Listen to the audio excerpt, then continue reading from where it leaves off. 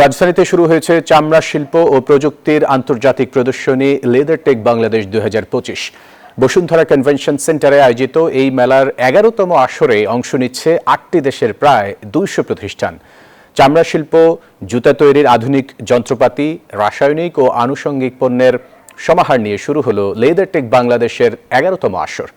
বৃহস্পতিবার সকালে রাজধানীর আন্তর্জাতিক কনভেনশন সিটি বসুন্ধরার আইসিসিবিতে 3 দিন ব্যাপী এই প্রদর্শনীর উদ্বোধন করা হয়। অনুষ্ঠানে প্রধান অতিথি ছিলেন বিডার নির্বাহী চেয়ারম্যান চৌধুরী আশিক মাহমুদ বিন হারুন। বিশেষ অতিথি হিসেবে যোগ দেন leather goods and footwear manufacturers and exporters অ্যাসোসিয়েশনের সভাপতি সৈয়দ নাসিম মঞ্জুর।